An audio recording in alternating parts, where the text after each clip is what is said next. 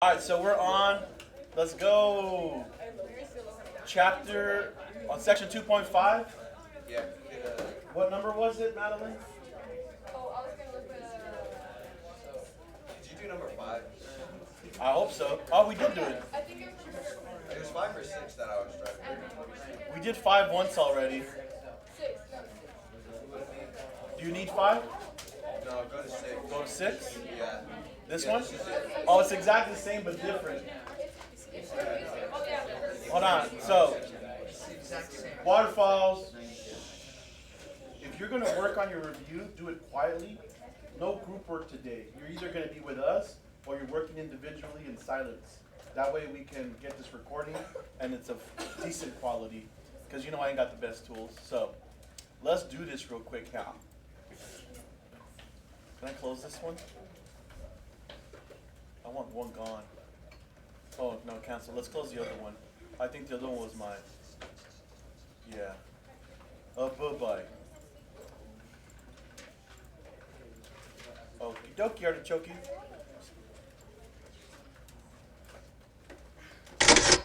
Ooh. Okay. Oh, it didn't work.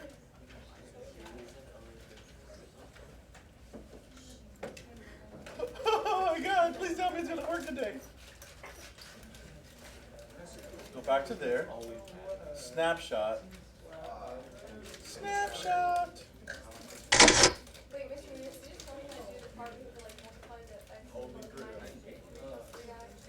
Um, and the x minus 3 yeah, so here, let's do this real quick, and you can tell me when to stop, okay? So here's what we know about this problem. We know that's a 4th degree polynomial, right? Because of the n. That means that I have to have 4 zeros, okay? So that means that x equals -1, x equals 4, x equals 3 plus 3i, and x also equals 3 minus 3i, correct, because they have to come in complex conjugates. So plus 3i. And then we're also given, Wait, what did it be minus? What did it be minus? oh, thank you. I just wrote the same thing. -234. Okay, so the multiplying part out is not difficult, but I want to show you something. Oh, look at how weird that looks. What?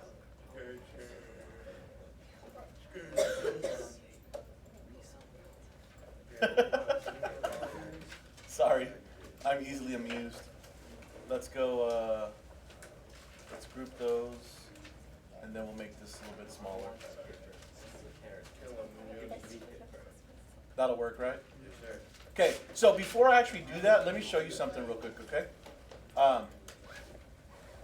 Let's say we had a function like, let's go with g of x. G of x is 4x squared minus 8x plus 12, okay? So when we do something like this, what's the first thing that we look for to try to factor it? A common factor, right? We can factor out 4, correct? So we factor out 4, then we would end up with x squared minus 2x plus 3. And then we could factor this, hopefully. And I believe it's going to be what? 3, -1, positive? Does that work? So then what happens is then these become my solutions, correct? X is -1 and x is 3? Right. Because negative 1 times negative 3 is positive. This is not correct? No, it's minus 1. Oh, yeah. Oh, so then it's not factorable then. I have to change some of these signs. Because if I made this a negative, then that would just combine to a -4. So I made it up, so I wasn't expecting it to work. I was like, yay, look out. But let's pretend that it was a plus there, okay? So those would be my solutions. Our starting point is here, and we're working our way backwards. Does that make sense? So our first objective is to take these and to convert them into binomials. And then once we have those binomials, we can redistribute it out, and we're going to get a polynomial. The only problem with what we're doing is, remember we factored something out at the beginning? That doesn't show up at the end, does it? It kind of gets thrown out. So that's where this f of 1 equals -234 comes in. So once we have that, we're going to be able to figure out what that constant was because of this piece. So the first thing we're going to worry about is getting back this polynomial, and then we'll figure out whether there was a multiple of it outside or not, okay? Does that make sense? So let's do that real quick. So this is all gone. See you later. So here's what I've got. I know I've got x plus 1, x minus 4, x plus 3i, and x minus 3 plus, plus minus 3i. Right? No. There should be they're both pluses. No, they're both minus. Here, let's do it like this so you can see what's going on. We have to move all this over, correct? Yeah, so it'd be x minus. Also, they're both minuses in here, not pluses. Thank you. That's why we always go back to the funner. And that's good, correct. There we go. Okay, so I'm going to do this piece first because that's not too bad. So when I look at this, I'm going to get x squared minus 3x minus 3. I'll just go xi. Cool? And then I'm going to get negative 3x plus, look at me make those mistakes there, plus 9, right? I'm going here now. Negative, negative makes positive. You're multiplying. Wait, you're I'm- multiplying we're- three guys which one is right? We're doing this one and we're doing it to everything else. So this is going to go to here, right, which is negative 3x. Okay. And then here, it's going to give me a negative 9, positive 9. And then when I go here, I'm going to get positive 9i. Oh, so you just distribute each one. It's a triplet. It's a triplet in this case. Oh, Okay? 3i times x, 3i. So we're good? Yeah. Let's do the last one. The last one right here is going to give me a positive 3xi, a negative 9i, and then I'm going to get a negative 9i squared. Negative 9i squared. Which would be plus. It'll become that, right.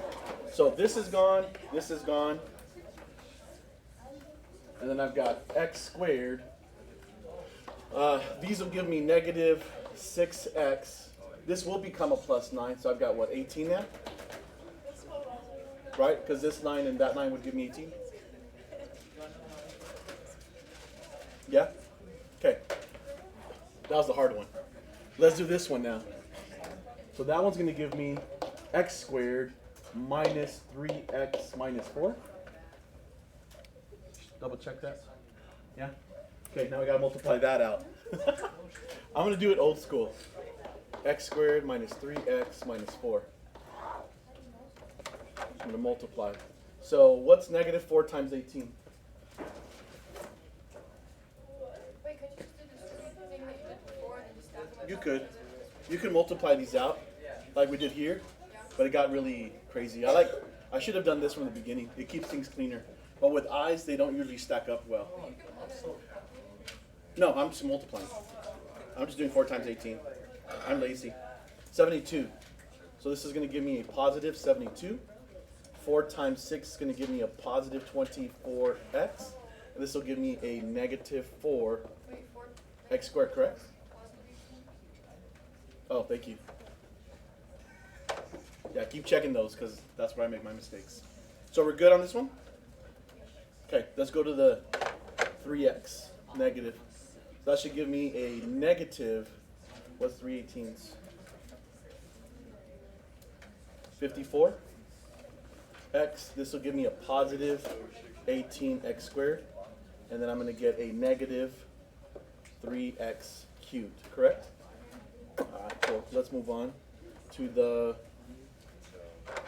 x squared. I'm going to get positive 18x squared, negative 6x cubed, and then a positive x to the 4th, right? Cool. So here we go. And I'm just going to write it here a little bit lower because I'm going to need some space. I've got x to the 4th minus 6x to the 3rd. What's 18? These guys? Oh, thank you. Negative 9x to the 3rd. And then I got 18 plus 14. 32. Positive 32x squared. negative 30x minus 72. So technically, this is the polynomial once we would have expanded that, but we don't know if something was factored out. Is that what the F of 1? That's what that f of 1 is going to do for us. So check this out. Here's what we're going to do. If we do a synthetic division, 1, negative 9, 32, negative 30, negative 72, we're going to check what the remainder on 1 is. It was 1, right? Yeah. F of 1. We're going to check for the remainder on 1. So 1, 1, negative 8, negative 8. What's that, 26, 24? Yeah? 24, that'll give me negative 6. This will give me negative 6, which is a negative 78. So my remainder was 78. What should it have been? It should have been negative 234.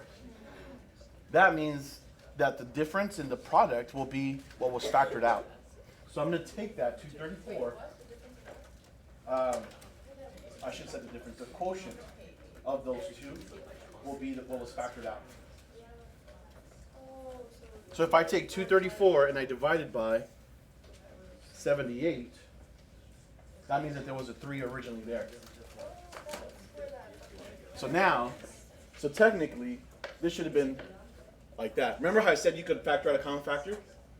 Now, when we do this, 3 times that number at the end will give us that f of 1 equals negative 78. So now all we have to do is redistribute that 3, and there's our original polynomial. Okay, because I never knew where that random number came from at the end. That's what it's for. It's to check. Because like I said, there's no way, like if I just told you the answers, if I told you, hey, you know what? X equals 3 and x equals 2.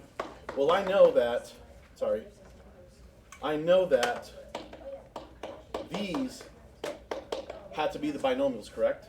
And then I can FOIL it out. But I don't know if something was factored out originally, because usually what we do is at this point, we kind of ignore it, don't we? And so that's what we got to come back and get with that f of 1 equals business. Okay? Good question.